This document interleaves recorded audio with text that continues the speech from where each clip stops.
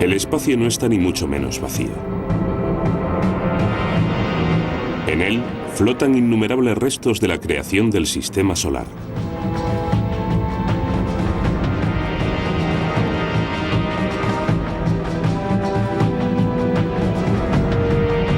Asteroides y cometas vuelan a toda velocidad alrededor de los planetas y de nuestro Sol. En ocasiones, sus órbitas lo sitúan en el camino hacia una colisión con un planeta, a veces la Tierra.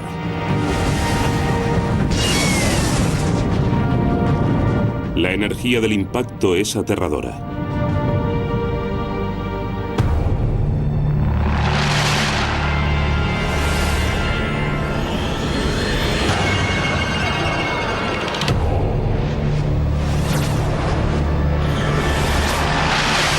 La frontera del universo. Asteroides y planetas.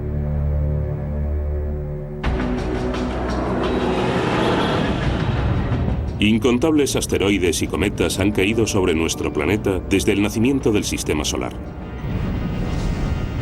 Pero quizá en medio de toda la devastación que ocasionaron, crearan las condiciones idóneas para la vida en la Tierra. Y puede que desde entonces incluso hayan dirigido el curso de la evolución.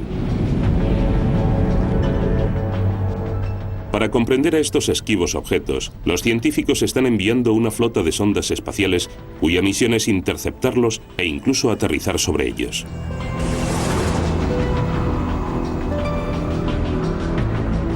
De todos los peligros que existen en el sistema solar, son los asteroides y los cometas los que suponen una mayor amenaza para nuestro planeta. ¿Lograremos dominarlos antes de que nos destruyan?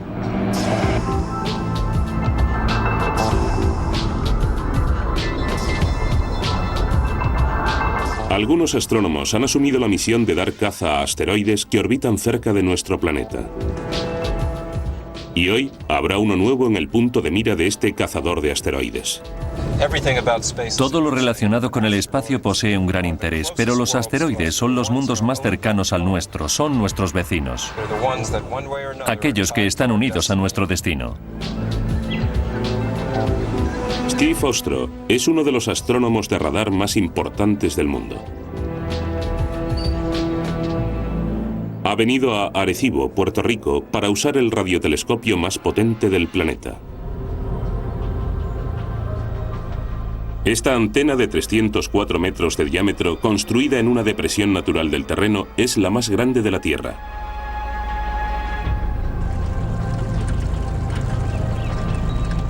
La plataforma móvil suspendida sobre ella hace al mismo tiempo las veces de transmisor y receptor.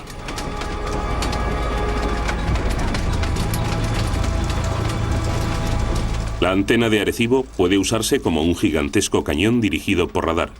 La única diferencia es que los blancos se encuentran a millones de kilómetros de distancia.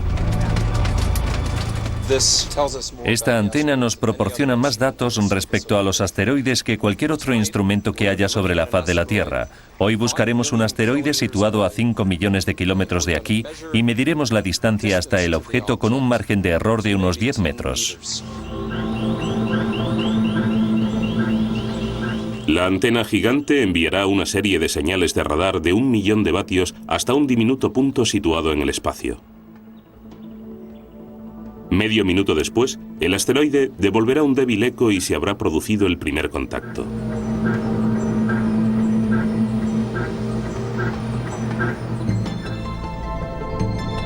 Las imágenes de radar de Ostro se parecen a las generadas por ultrasonidos. Son fantasmagóricas pero sorprendentemente detalladas. Geógrafos es un asteroide de unos 5 kilómetros de longitud formado principalmente por roca. Otros son puro metal casi en su totalidad. Ostro ha estudiado numerosos asteroides cercanos a la Tierra, algunos diminutos de tan solo 30 metros de diámetro y otros descomunales de 24 kilómetros de envergadura. Los datos obtenidos gracias al radar nos brindan una información extremadamente precisa sobre el tamaño y la velocidad de dichos objetos. Ahora sabemos que hay millones de ellos. Todos esos objetos son asteroides cercanos a la Tierra. Todos pueden interceptar la órbita de nuestro planeta. Y sin embargo, hace tan solo unas décadas ni siquiera sospechábamos que existieran.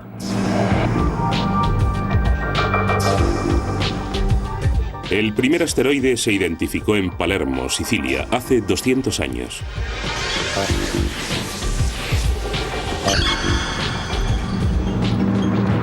El astrónomo británico David Hughes ha venido aquí a celebrar el acontecimiento.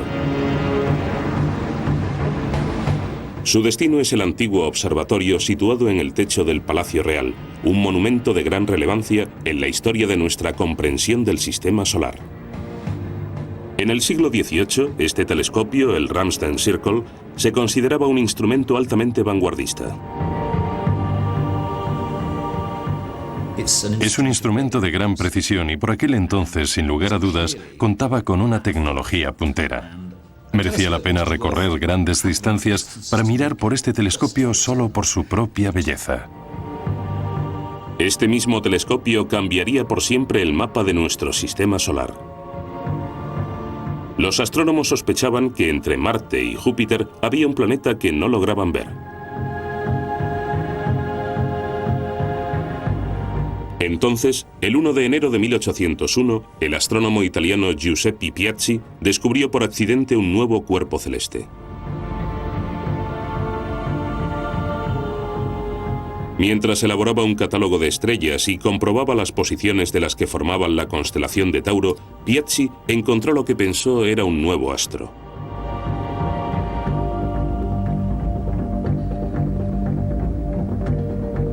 Pero al observarlo la noche siguiente, notó que se había movido y comprendió que debía tratarse de otra cosa. A medida que transcurrían los meses, parecía seguir una órbita bastante circular.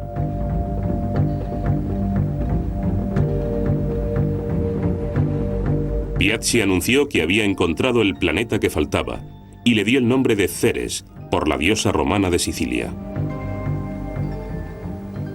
El descubrimiento de Ceres era algo que se esperaba, porque todo el mundo había reparado en la existencia de un vacío en el sistema solar entre Júpiter y Marte. Pero Ceres no se veía con claridad, no era un verdadero planeta, y a partir de 1801 empezaron a hallarse otros cuerpos en esa área de espacio.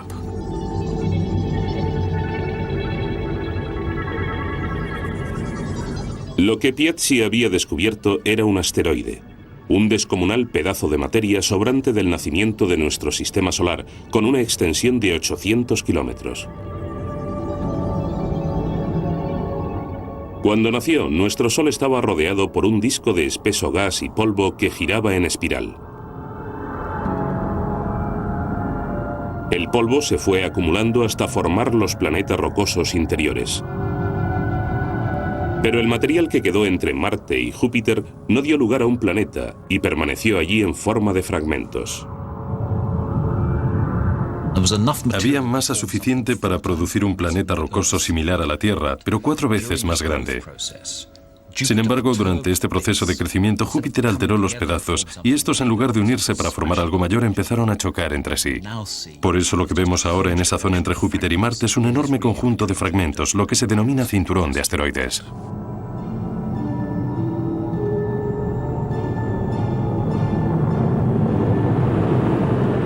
Más allá de la órbita de Marte, a más de 160 millones de kilómetros de la Tierra, se encuentra el cinturón de asteroides, que contiene miles de enormes asteroides en un océano de rocas y fragmentos más pequeños.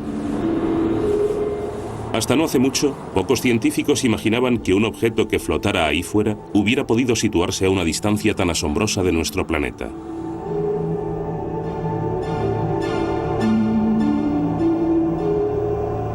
Y entonces iniciamos nuestra exploración del espacio. En un principio se pensó que los cráteres de la Luna eran marcas de volcanes extintos. Sin embargo, descubrimos que en realidad la superficie de nuestro satélite había sido arrasada por más de 300.000 impactos. La Luna y la Tierra se encuentran a distancias muy similares del Sol. Por eso sabemos que si todos aquellos asteroides impactaron en la Luna, en la Tierra indudablemente sucedió lo mismo.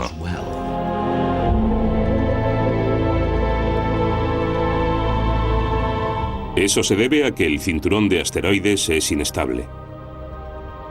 El enorme efecto gravitatorio de Júpiter puede sacar a los asteroides del cinturón y llevarlos a seguir órbitas excéntricas en torno al Sol, pasando junto a los planetas interiores. Y son esos asteroides cercanos a la Tierra los que representan una amenaza para nuestro planeta. Un asteroide normal orbitará más allá de Marte, entre Marte y Júpiter. Pero si Júpiter perturbara su órbita, esta podría quedar así. Entonces, el asteroide se acercaría mucho más al Sol y su órbita atravesaría la de la Tierra, por lo que existiría la posibilidad de que se produjera una colisión entre dicho objeto y nuestro planeta.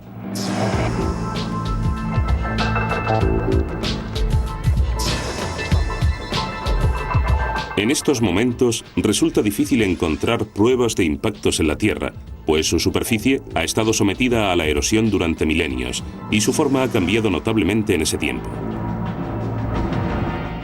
Sin embargo, un cráter espectacular y perfectamente conservado que se encuentra en el árido desierto de Arizona fue decisivo para comprender el violento pasado de nuestro planeta. Durante un tiempo se pensó que el cráter Meteor o del meteoro era un volcán, pero en los años 50 pasó a considerarse el primer cráter ocasionado por un impacto que se había identificado positivamente en la Tierra.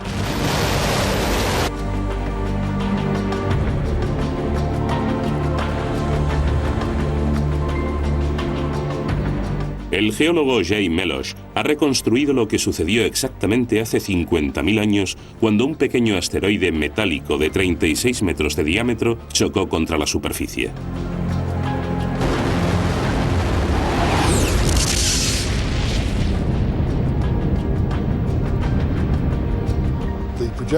El proyectil llegó aquí a unos 120 kilómetros por segundo, bastante más rápido que la bala de un rifle, pero se encontró con la resistencia de las rocas, por lo que en lugar de atravesarlas se vaporizó y básicamente explotó.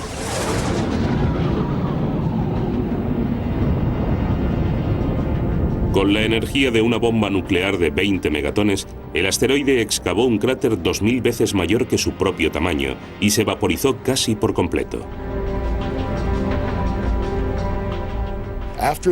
Después de que se produjera la explosión, hubo una llovizna de hierro en un radio de unos 3 kilómetros desde el borde del propio cráter. Tan solo se han encontrado unos diminutos pedazos del asteroide de hierro y níquel. No obstante, el cráter del meteoro es un simple agujerito comparado con otros. Por el momento, en todo el mundo los geólogos han identificado más de 150 enclaves donde se han producido impactos importantes. Sin embargo, esa cifra no es más que una pequeña fracción del total. Se estima que la Tierra ha recibido el impacto de más de 3 millones de asteroides y cometas.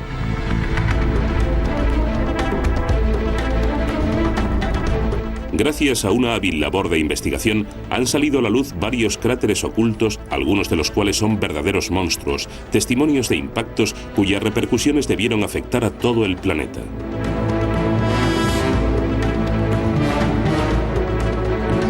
Estamos en Sudbury, Canadá. Hace más de 100 años que los primeros pobladores se establecieron aquí, atraídos por los ricos depósitos de níquel que hay bajo la superficie. Luego, en los años 60, quedó claro que vivían en mitad de uno de los mayores cráteres provocados por un impacto que existían en la faz de la Tierra. Uno que medía más de 200 kilómetros de diámetro. Pero son muy pocos los vestigios que quedan de las paredes de ese cráter, cuyo perímetro está delimitado por un anillo de formaciones rocosas únicas. El geólogo David Kring es uno de los mayores expertos del mundo en la identificación de estructuras de impacto. Fíjense en este magnífico cono astillado. He de fotografiarlo. La onda expansiva que dio lugar a esta formación llegó desde ahí, impactó en alguna imperfección y provocó estas estrías, hizo que la roca se astillara. Si observamos el cono a través del microscopio, comprobaremos que el material está derretido en la superficie. Estos conos son la prueba clave de que en este lugar hay un cráter fruto de un antiguo impacto. Solo las increíbles fuerzas de una colisión masiva podrían haberlos formado. Aquí en Sudbury, un asteroide de entre 10 y 20 kilómetros de diámetro impactó contra la superficie de la Tierra y atravesó la corteza del planeta hasta llegar al manto. En su camino, hizo que la roca se comportara más bien como un fluido, como pasta de dientes o agua. Las repercusiones de lo que sucedió aquí en Sudbury hace casi 2.000 millones de años son inimaginables. Un objeto descomunal de 16 kilómetros de diámetro seguía una trayectoria que tarde o temprano le llevaría a chocar contra la Tierra.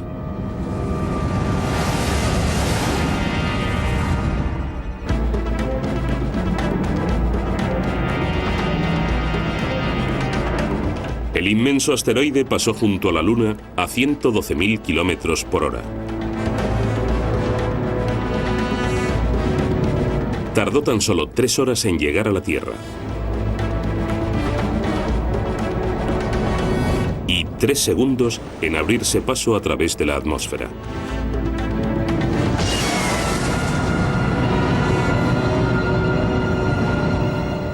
El gigantesco objeto penetró más de 9 kilómetros bajo la superficie. En el impacto, miles de millones de toneladas de roca se vaporizaron y fueron propulsadas a la atmósfera.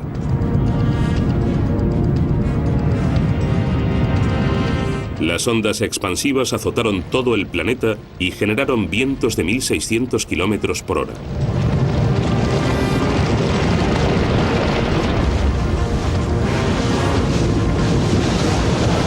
Aparecieron cráteres con paredes de más de 1.600 metros de altura.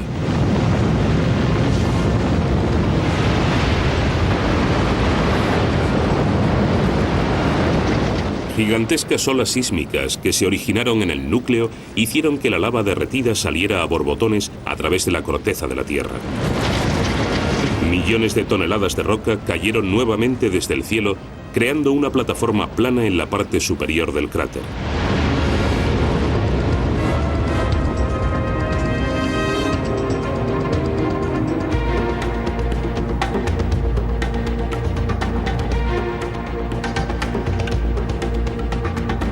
Podríamos volver a vivir un impacto de estas dimensiones, y si eso sucediera, las consecuencias para la raza humana serían devastadoras.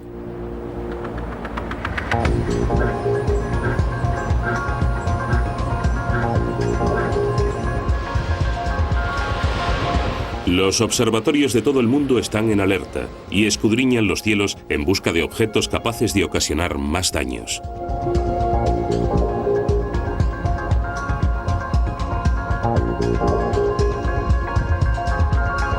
Según el último recuento efectuado, hay al menos 1.000 asteroides de unos 750 metros o más orbitando a una distancia sorprendente de la Tierra. Más de 100.000 tienen el tamaño de un campo de fútbol y 100 millones el de una casa.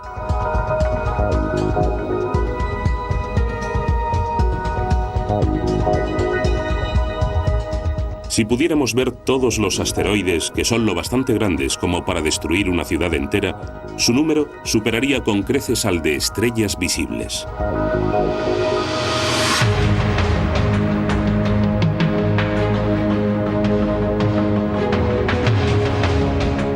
Pero aunque descubriéramos un objeto cercano a la Tierra que se dirigiera hacia nosotros, ¿qué podríamos hacer para evitar un desastre?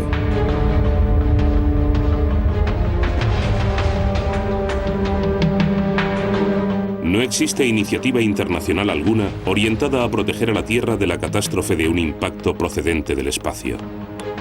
Idear formas de salvar el planeta se ha convertido en tarea individual de los científicos.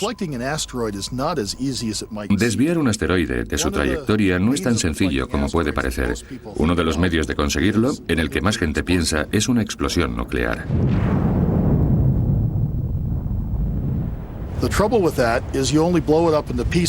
El problema es que de ese modo solo consigue romperlo en fragmentos que a partir de entonces son radioactivos y que pese a todo van a caer al mismo lugar. Un plan más seguro podría consistir en modificar la órbita del asteroide utilizando cohetes para sacarlo de su trayectoria.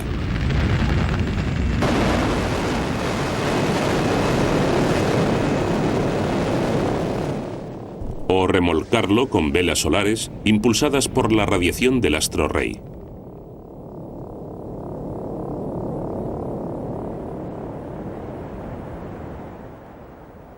Jay Melosh tiene otra idea notable. Podría ponerse en práctica otra solución utilizando la luz del Sol, que consistiría en canalizarla hacia un punto del asteroide y calentar ese punto hasta que comenzara a vaporizarse. Debido a la reacción del vapor, el asteroide iría saliéndose lentamente de la línea de colisión con la Tierra. En el espacio se emplearía un espejo curvado gigantesco para canalizar la luz del Sol. En un futuro lejano, quizás sea posible aplicar una solución más ingeniosa. Imaginen que esta roca en la que estoy sentado fuera un asteroide. Una manera de moverla de su sitio sería arrancar un pedazo de la misma y lanzarlo a gran velocidad. Ese empuje me da un poco de movimiento en la dirección opuesta. Y si cojo otra roca y la lanzo en esa dirección y repito la misma operación con una roca tras otra y tras otra, terminaré sacando a mi asteroide de la trayectoria de colisión con la Tierra. Quizá nos parezca que modificar la órbita de un asteroide gigante que se desplaza a toda velocidad por el espacio es una tarea imposible. Pero ya hemos dado el primer paso para lograrlo.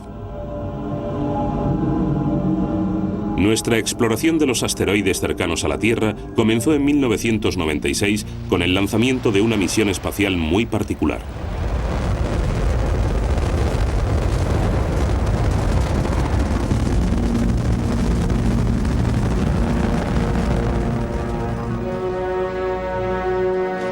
Cinco años después, en febrero de 2001, se alcanzó el clímax de la misión. Fue el momento más significativo en la exploración del espacio desde que el hombre llegó a la Luna. Y el cerebro que se encontraba detrás de aquel proyecto era Bob Farquhar. Para un hombre, es mucho más fácil aterrizar en un asteroide próximo a la Tierra que hacerlo en la superficie de la Luna. Aunque están más lejos, casi no hay gravedad. Por lo tanto, es muy sencillo alcanzar la superficie. La NASA le encargó a Bob Farquhar que planificara una serie de misiones de bajo coste a cometas y asteroides.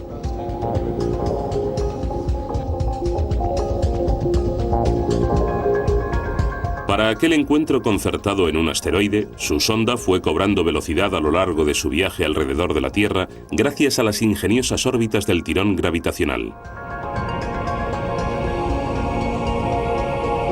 El objetivo de Farquhar era Eros, un asteroide de 33 kilómetros de longitud. Estas imágenes de radar eran todo lo que se sabía de su destino.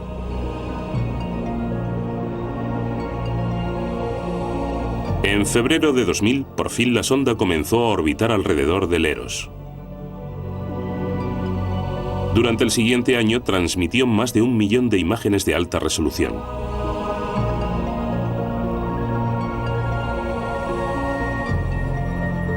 Una vez cumplidos con éxito los principales objetivos de la misión, Farquhar quería ir un paso más adelante y aterrizar en el Eros. Teníamos la oportunidad de hacer algo que nadie había hecho nunca antes, así que pensé, ¿por qué no intentarlo? La misión estaba saliendo muy bien y no era nada descabellado.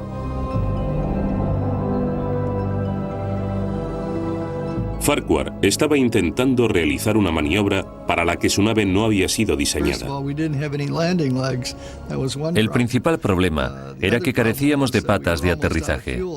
Otro inconveniente era que la nave casi se había quedado sin combustible y no estábamos seguros de tener el suficiente para amortiguar la caída durante el descenso.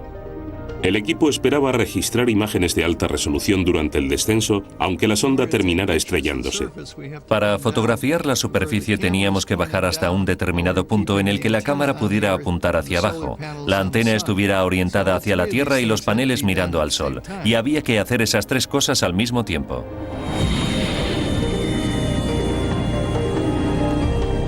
El 12 de febrero de 2001 iniciaron el descenso. Mientras bajaba, la sonda envió 69 imágenes, las más detalladas que se habían visto jamás de un asteroide.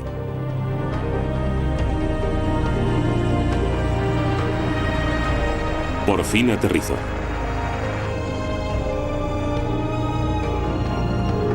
El equipo de Farquhar había completado el aterrizaje robótico más suave de la historia del espacio.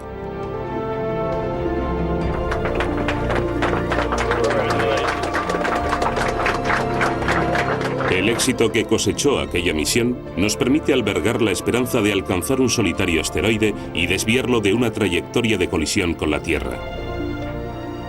La órbita del Eros es estable y no supone una amenaza inmediata, pero hay millones de asteroides más.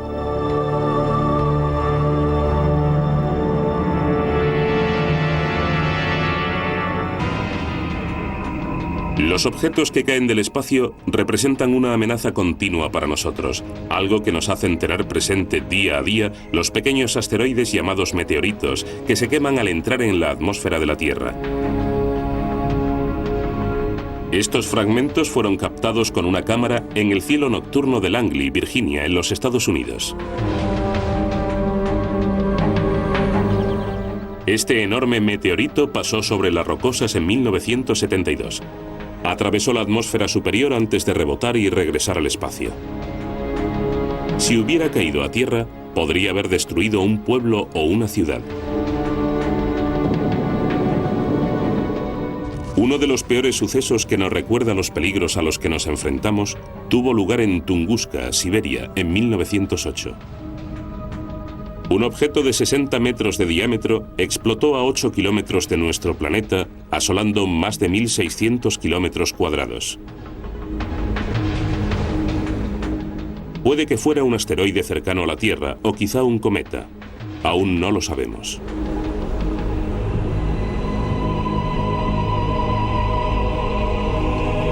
A diferencia de los asteroides, los cometas están formados principalmente por hielo y polvo,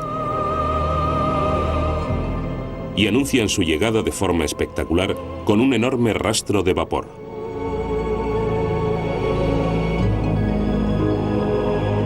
Los que han visitado más recientemente el sistema solar interno son el Hyakutake en 1996 y el Hale-Bopp en 1997.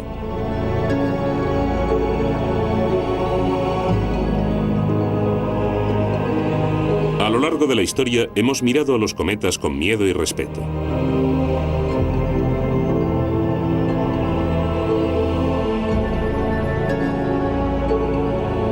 Más tarde, en el siglo XVII, Edmund Halley afirmó que los cometas eran objetos del sistema solar que giraban en torno al astro rey, describiendo largas órbitas elípticas. También predijo acertadamente que el cometa al que ahora conocemos con el nombre de Halley tarda 76 años en dar una vuelta al Sol y que al hacerlo siempre pasa junto a la Tierra. Además, por sorprendente que resulte, aparece representado en el famoso tapiz de Bayeux del año 1066. En 1985, año en que se produjo su última visita, las agencias espaciales del mundo estaban preparadas para recibirlo. La sonda espacial europea Giotto voló hasta situarse a 640 kilómetros del núcleo y captó estas espectaculares imágenes. La Agencia Espacial Europea no se quedó de brazos cruzados ni se limitó a hacer caso omiso de este cometa, sino fue a su encuentro. Y yo tuve la gran suerte de formar parte del equipo de cámaras, así que estaba entre ese grupo de personas que tomaron la primera foto del núcleo de un cometa. Los cometas son formaciones prístinas que no han sufrido alteración alguna. Al observarlos nos encontramos ante algo que ha permanecido congelado durante 4.500 millones de años.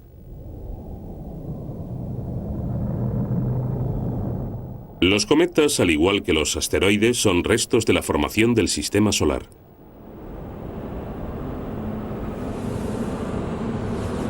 La gravedad de los planetas recién nacidos expulsó hacia el exterior con gran violencia una tormenta de polvo helado.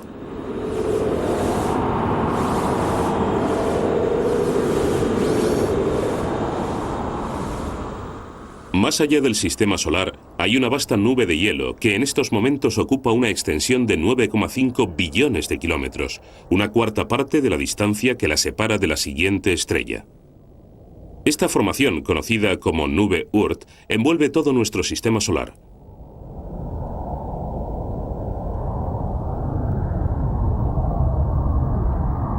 Cada partícula de la nube Oort es un cometa latente. Puede haber más de 1 trillón en menos de 2 kilómetros. Se mueven tan despacio que les lleva 30 millones de años orbitar alrededor del Sol. Pero a medida que nuestro sistema solar se mueve por el espacio, el efecto gravitatorio de las estrellas vecinas cambia. Esto influye en el equilibrio de la nube Oort, y por tanto varios cometas emprenden su camino hacia el Sol y los planetas interiores. El cometa Halley inició su viaje hace 2 millones de años, cuando aparecieron los primeros humanos sobre la faz de la Tierra, y tardó 1 millón de años en alcanzar la órbita de Neptuno.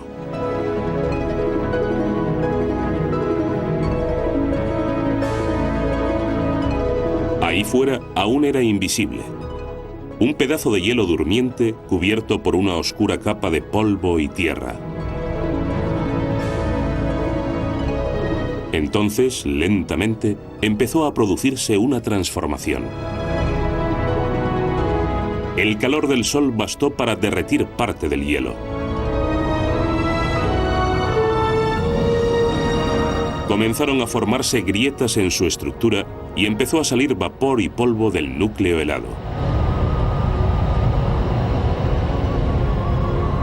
El viento solar, una corriente de partículas cargadas del Sol, arrancó de la superficie el vapor y el polvo que formaron una especie de cola tras el cuerpo del cometa. Al pasar por Júpiter, esa cola se hizo más larga.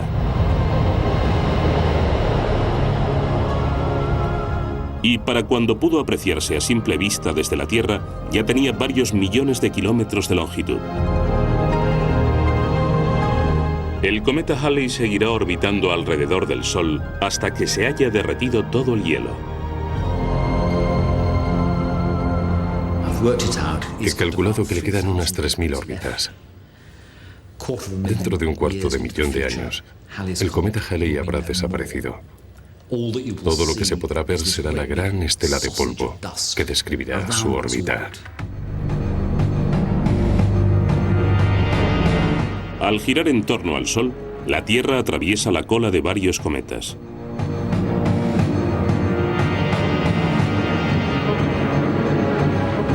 Cuando pasan a través de la atmósfera de la Tierra, las partículas de dichos cometas comienzan a arder y despiden un resplandor.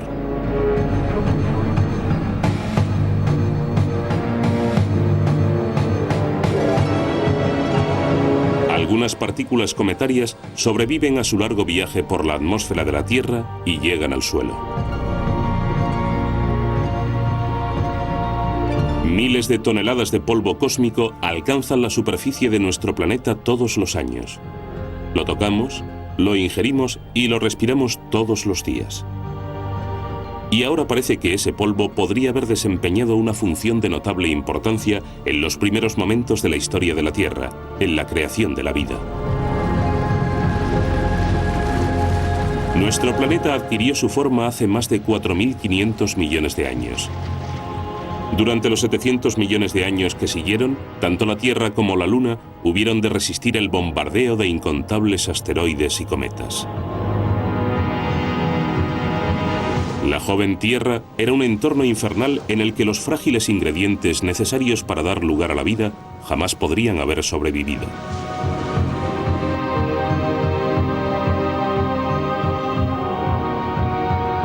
En el Museo de Historia Natural de Londres, este científico está investigando la revolucionaria idea de que los ingredientes necesarios para que la vida se desarrollara llegaron a la Tierra procedentes del espacio exterior. Matthew Genge es un experto en polvo cósmico. El polvo cósmico puede sobrevivir al paso por la atmósfera de la Tierra. Esas partículas que viajan a velocidad más lenta no solo no se queman, sino que llegan a la superficie de nuestro planeta, donde podemos recogerlas para estudiarlas. Matt estudia el polvo cósmico recogido de entornos no contaminados como la capa de hielo de la Antártida. Aquí los científicos toman muestras puras de polvo cósmico originarias de la formación del sistema solar. La Antártida es un lugar muy limpio en el que soplan vientos de gran fuerza procedentes de los polos. Si derretimos el hielo, muchas de las partículas de polvo que encontraremos tendrán su origen en el espacio, serán polvo cósmico.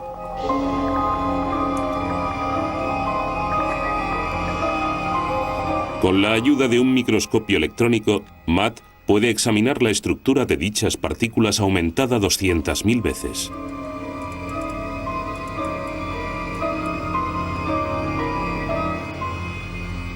Eso le permite remontarse a los orígenes de su historia de miles de millones de años de antigüedad. Podemos afirmar que muchas de las partículas son extraterrestres. En ellas se aprecian leves indicios de haber estado sometidas a una fuente de calor en la atmósfera. Esta de aquí en especial, en la que se aprecian esas líneas redondeadas, está hinchada debido a las burbujas de gas que se formaron en su interior. Matt ha descubierto que muchas de las partículas son ricas en compuestos de carbono, la materia prima de la vida en la Tierra. Parte del carbono que contienen presenta exactamente la forma necesaria para que la vida disfrutara de una cierta ventaja.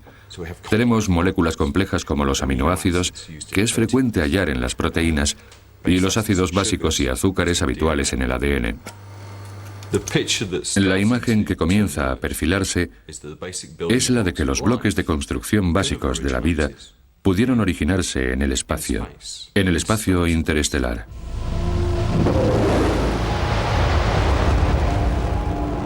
Debido a la importancia del polvo cósmico, se están proyectando misiones espaciales para capturar muestras puras directamente de un cometa.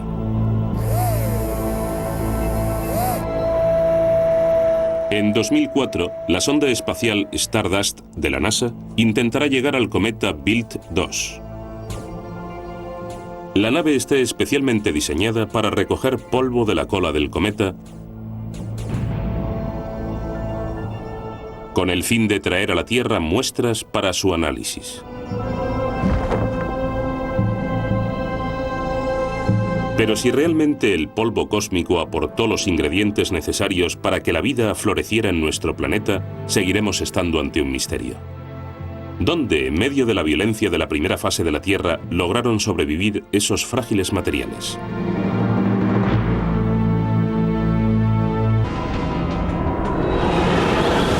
En los momentos que siguieron a su creación, la Tierra era un lugar peligroso, constantemente bombardeado por asteroides y radiación.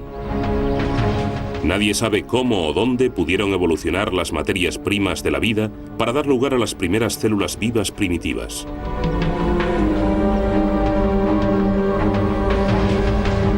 Ahora, en el fondo de un antiguo cráter, David Crane ha descubierto varias rocas en las que cree podría encontrarse la clave del lugar en el que quizás se originara la vida. Cuando tiene lugar un impacto, se deposita una cantidad tremenda de energía en la corteza de la Tierra, y eso básicamente se manifestaba en forma de calor.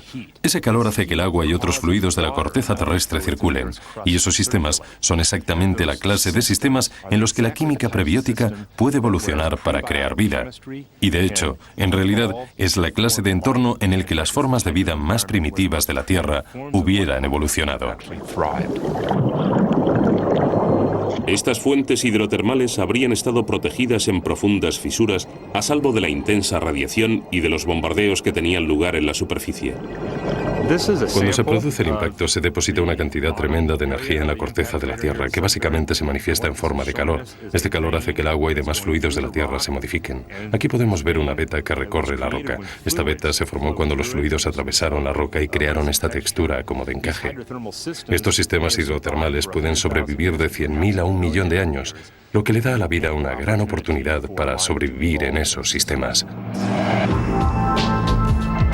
Puede que tanto cometas como asteroides hayan desempeñado una función decisiva en la creación de vida en la Tierra. Pero el letal periodo subsiguiente a los terribles impactos también pudo ser crucial para la posterior evolución de la vida. Y encontramos pruebas de la veracidad de esta afirmación en todo el planeta. En la isla de Sucia, al noroeste de la costa de los Estados Unidos, las capas de roca revelan un increíble acontecimiento de la historia de nuestro planeta.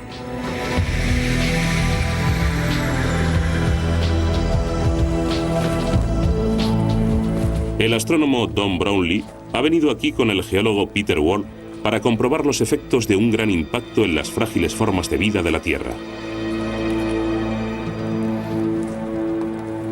Lo que hemos descubierto estudiando los registros de fósiles es muy importante para comprender el espacio exterior. Hay muchísimos astrónomos que miran al cielo, pero yo les desafío a que miren el suelo y observen el registro de rocas. Yep. Just another clam. Just another totally extinct species that will never be on the Earth again.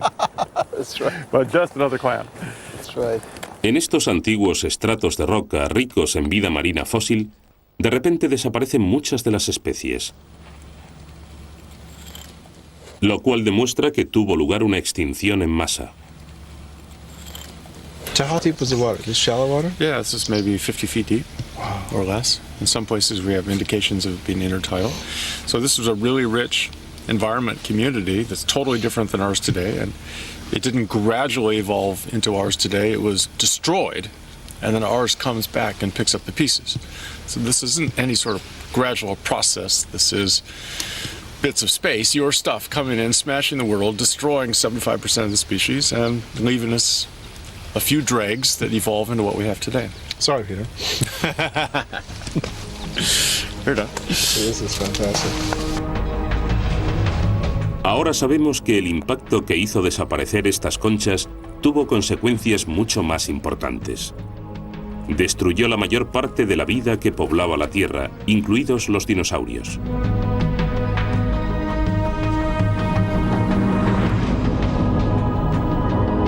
El citado impacto tuvo lugar hace 65 millones de años en Chicxulub, en el Golfo de México.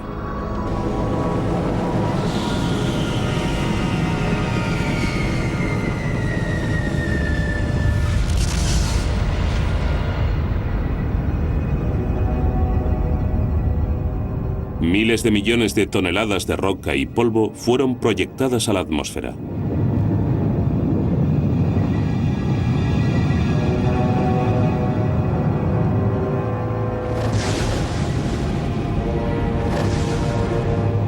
Varias horas después, gigantescas rocas llovieron por todo el planeta.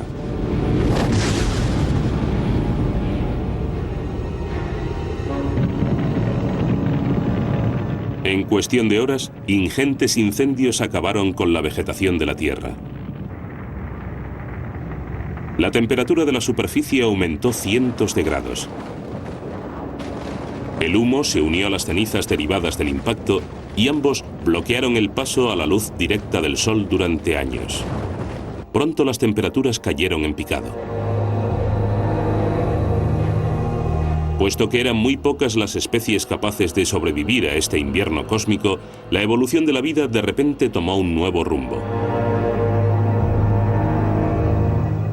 Puede que este no sea el único momento en el que un impacto cambiara la dirección de la evolución. Los impactos de dimensiones similares al que dio lugar a Sudbury o al que formó Chicxulub suelen producirse como media cada 100 millones de años. Sabemos que durante el periodo de vida compleja en la Tierra deberíamos haber sufrido 5 o 6 impactos de esa relevancia. Casualmente, vivimos 5 importantes extinciones masivas y por eso una de las hipótesis que estamos investigando es la de que esos impactos se correspondieran siempre con las extinciones.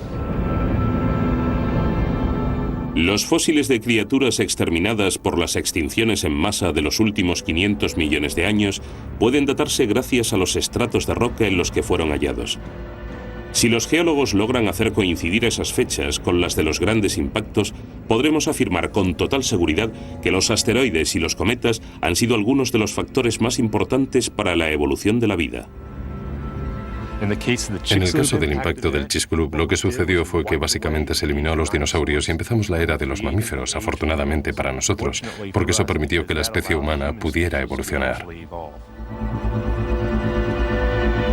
Han pasado 65 millones de años desde el último gran impacto. El próximo podría producirse en cualquier momento.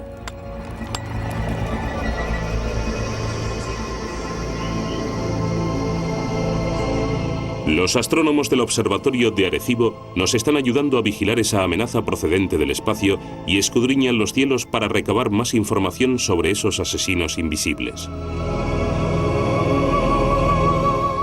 Tan solo el radar puede revelarnos con exactitud cuáles son sus órbitas y su tamaño. Esta noche, Steve Ostro espera obtener las primeras imágenes de un mundo descubierto recientemente, el asteroide KW4. Efectuamos la transmisión y medio minuto después recibimos los primeros ecos que se prolongan durante ese mismo tiempo. Luego nos pasamos la noche entre transmisión y recepción aumentando la fuerza del eco y transformándolo en imágenes del objeto.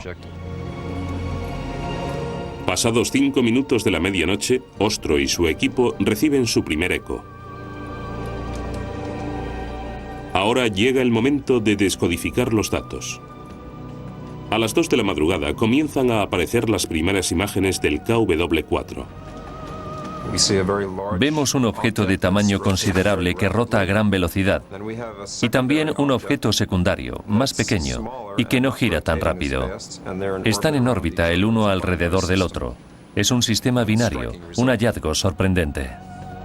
Steve Ostro ha descubierto 2 nuevos mundos. El más grande, de 1,3 kilómetros de diámetro, a tan solo 4,8 millones de kilómetros de la Tierra, es decir, solo 12 veces más lejano que la Luna.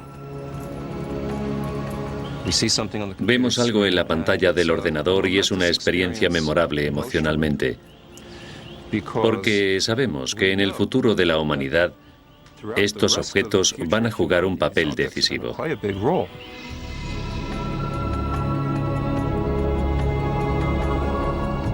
Mucha gente cree que los asteroides son la clave para que las exploraciones humanas profundicen aún más en el espacio.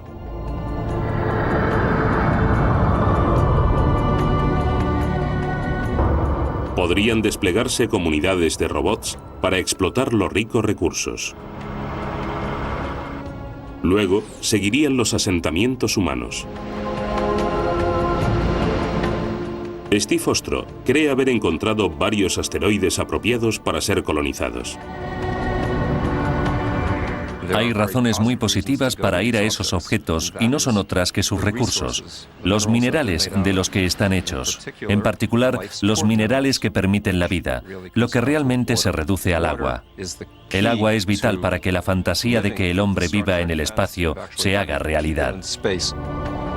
Mientras los asteroides en los que se hayan establecido recorren el espacio, estas remotas colonias humanas realizarán viajes increíbles por el sistema solar. Existen millones de lugares distintos esperando a que los exploremos. Esperando pacientemente, aunque no con infinita paciencia, porque en algún lugar ahí fuera hay un objeto cuya órbita le encamina a colisionar con la Tierra en algún momento, y no sabemos cuándo.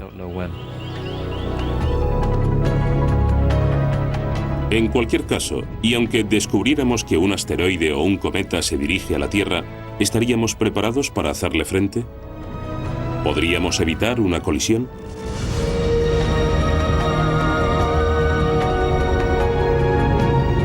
Solo tendremos una oportunidad para defendernos.